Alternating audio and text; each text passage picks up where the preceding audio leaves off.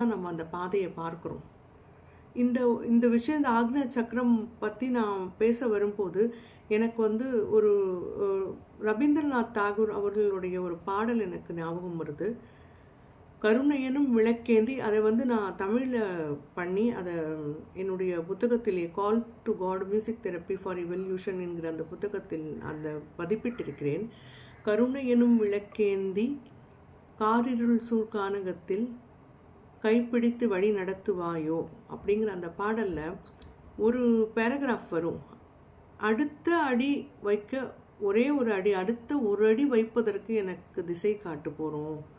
அதிகமாக நான் ஒன்றும் கேட்கவில்லை, அடுத்த ஒரு அடி வைக்கிறதுக்கு எனக்கு வழி காட்டு போகிறோம் அப்படிம்பார். அதாவது கடவுளிடம் அவர் என்ன வேண்டுகிறார் என்றால், எனக்கு அடுத்த ஒரு ஸ்டெப்பு எங்கே வைக்கணும்னு நீ காட்டு, ஆனால் நீ எந்த திசை காட்டுகிறாயோ அதில் போகிறேன். அதே போல தான் இந்த ஆக்ஞா சக்கரம் என்னென்னா, நம்ம வந்து குரு கிட்ட முழுமையாக என்னை சரணடைந்து விடுகிறோம். இந்த குரு வந்து நமக்கு வழிகாட்ட வேண்டும்.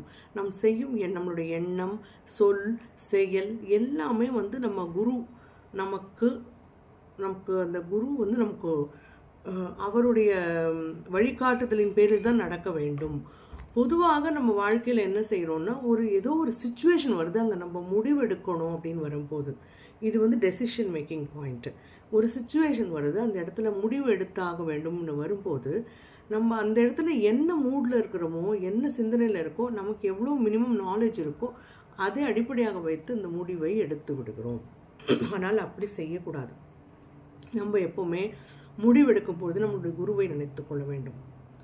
சில சமயம் நம்ம முடிவெடுக்கிறதுக்கு உடனே முடிவெடுக்க வேண்டிய அந்த அவசிய சுச்சுவேஷன் இல்லைங்க, ஒரு 2 நாள் ஆகும் அப்படின்னா, நம்ம வீட்டில் வந்து இந்த குருவிடம் இருந்து அந்த ஒரு கம்யூனிகேட் பண்ணி முடிவெடுக்கிறதுக்கான ஒரு சில ஸ்பிரிச்சுவல் ப்ராசஸ் இருக்குது. அந்த ஸ்பிரிச்சுவல் ப்ராசஸை யூஸ் பண்ணி, இல்லை அதை யூஸ் பண்ணவங்களை கன்சல்ட் பண்ணி நம்ம ஒரு முடிவெடுக்கும் பொழுது, இது வந்து நம்மளுடைய குரு நமக்கு கொடுக்கும் முடிவு அப்படிங்கிற மாதிரி முடிவை தான் எடுக்கணும்.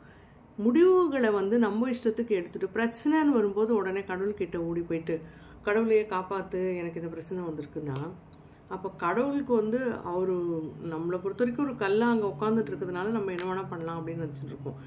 கடவுளுக்கு வாய் இருந்தது, அங்கே உட்காந்துன்னு ஒரு கேள்வி கேட்டார்னா அவர் ஃபஸ்ட்டு என்ன கேட்பார், முடிவு எடுக்கும்போது நீ என்ன கேட்டியா, அப்போ நீ என்னை மறந்து போயிட்ட, இப்போ பிரச்சனைன்னு வந்தோடனே என்கிட்ட ஓடி வரீங்க, ஏன் ஓடி வரேன்னு கேட்கலாம்ல. திருதராஷ்டிரர் வந்து அங்கே சூதாட போகணும் அப்படின்னு சொல்லும்போது, நான் போகட்டுமா அப்படின்னு சொல்லிட்டு கிருஷ்ணர்கிட்ட கேட்கல. ஆனால் அந்த சூதினால் வந்த ப்ராப்ளம்லாம்